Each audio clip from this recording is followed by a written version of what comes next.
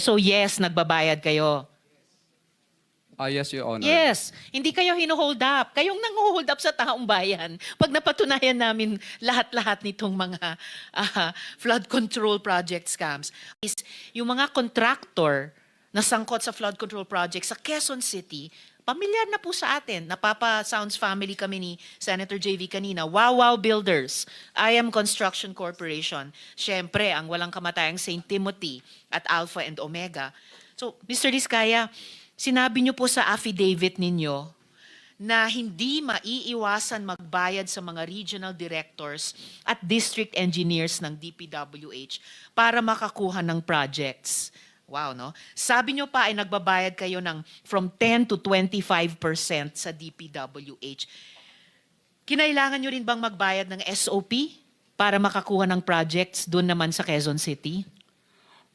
Your Honor, hindi po. Bali, kami po ay nilalapitan lang po pag once na may award na po. At saka lang po kami nilalapitan. At ayaw po naming magbigay, Your Honor. Kaya lang po, ay napapressure lang po kami.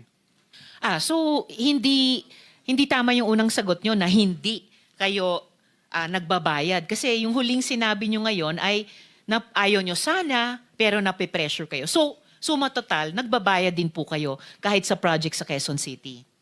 Labag po sa kalooban po namin, pero ano po, kasi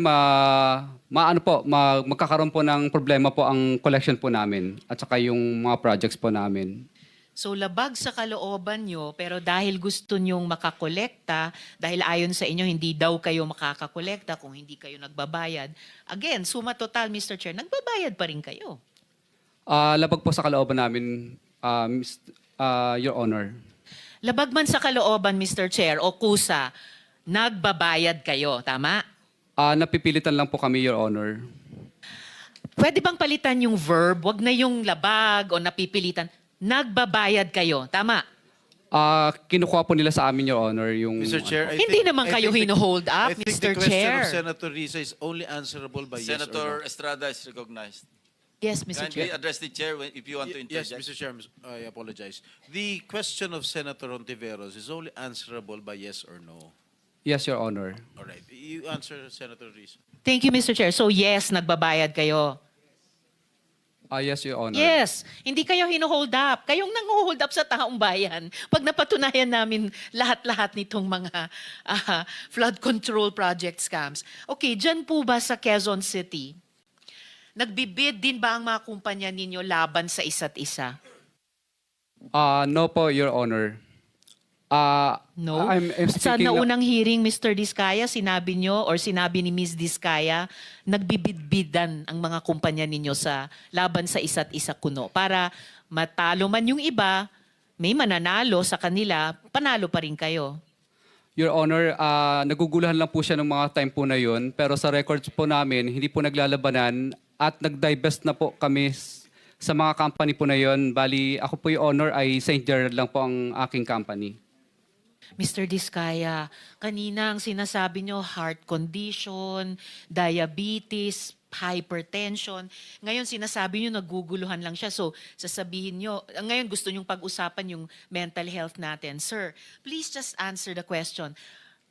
Nung nakaraang hearing, sinabi po ni Ms. Diskaya, on record po yan sa komite, na nagbibid against each other yung mga kumpanya niyo. Pinakita ko nga po yung calling cards ninyo sa siyam na komiting iyan. Sabi ng asawa niyo, nagbibid ang mga kumpanya ninyo sa isa't isa. So ganyan din ba ang kalakaran ng mga kumpanya niyo sa Quezon City? Your Honor, sa record po namin, hindi po sila naglalabanan. At ang amin lang pong company doon ay yung St. Gerard lang po ang akin po. At yung sa miss ko naman po is Alpha lang. Dalawang kumpanya lang sa inyong mag-asawa, pero yung mga kamag-anak nyo, ang controlling persons din dun sa iba pang mga kumpanya. Your Honor, pero hindi po sila naglalabanan sa bidding. So ano Sa yung, record sabi po nyo, namin. may kalakaran kayo. Ano bang kalakaran ninyo sa Quezon City ng inyong mga kumpanya? Sumasali po kami sa public bidding. Pag nakikita po namin sa PhilJeps, sumasali po kami para sa public bidding po. Pero bakit sinabi nung asawa nyo na kahit pagkatapos mabasa nyo sa PhilJeps, nagko-compete, hindi lang isa, hindi lang dalawa ninyong mag-asawa, pero yung siyam na kumpanya ninyo sa isa't isa? Your Honor, kinakabahan lang po siya at saka ano po, na ano lang po siya, na kinakabahan lang po siya. Pero sa record po namin, wala po naglalabanan. Sige, titignan ko ulit yung mga records ninyo ha. At tatanungin ko ulit si Ms. Diskaya pag nagpakita sila ulit sa susunod na hearing. Dahil mahirap pong magsabi ng one thing sa isang hearing at magsabi ng kabaliktaran nun sa susunod. Perjury po ang tawag doon dahil under oath po kayong mga resource persons. Ngayon may mga nakausap o nilapitan din ba kayong regional directors at regional director at district engineers dito naman sa NCR? Your Honor, wala po. Bali, sumasali po kami sa public bidding. Pag nakakita lang po kami ng mga public bidding na nakapost sa PhilJobs na invitation, tsaka lang po kami pumupunta at sumasali sa bidding. At nagbayad din ba kayo ng 10 to 25% para makakuha ng proyekto? Yan po ang pinipilit po nila kapag kami po ay na-awardan na po ng project at saka po sila nagdadatingan.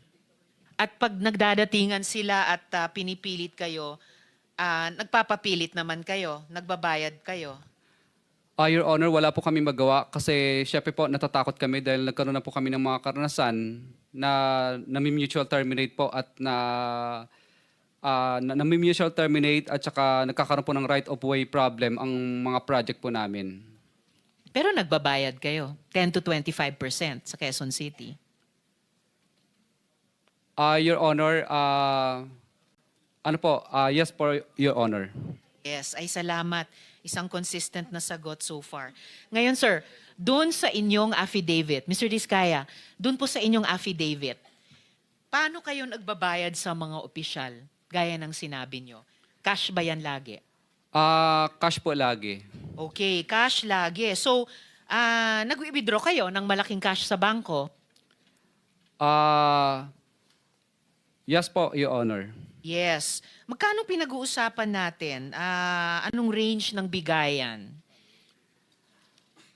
Your Honor, I invoke my right po, Your Honor, kasi wala pa po akong protection po. Sir, ang protection Witness nyo ay protection. magsabi kayo ng totoo, under oath. Kanina, inamin nyo na nagbabayad kayo ng 10 to 25% sa Quezon City. So, given yung range ng halaga ng mga proyekto nyo sa Quezon City, magkano ang range ng bigayan kapag kayo nagbabayad niyang 10 to 25%? Senator, with the permission of Senator Yes, Tiveros, Mr. Chair. the Senate President is recognized. Mr. Diskaya, bigyan ko kayo ng advice, ha? This is not because I am a lawyer. It's because I have been here for ages, since 1992. Ay, ako ang pinakamatandang senador dito sa term, hindi sa edad. Mas may edad sa akin yung katabi ko.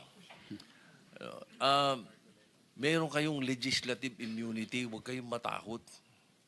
Pag sa hearing kayo nagsasalita, pwede nyo invoke legislative immunity, magsalita kayo. Huwag nyo sabihin yung against self-incrimination. Hindi. There is such thing inherent sa mga committees, yung legislative immunity yung tinatawag. Kung meron kayong gusto ipagtapat, ipagtapat ninyo. Hindi pwedeng gamitin sa inyo pag sa hearing nyo sinabi. Makakatulong kayo sa amin at matutulungan din namin kayo. Yun ang gawin ninyo. Tanong sa abogado nyo, alam ng abogado nyo yan baka lang, ayaw nyo lang talagang sabihin yung dapat Di ba? Huwag kayong matakot. At meron po kaming maibibigay sa inyong legislative immunity tinatawag. Your Honor, Salamat, okay lang po Mr. ba? Chair. Itatanong ko lang po muna sa legal counsel ko po. Mr.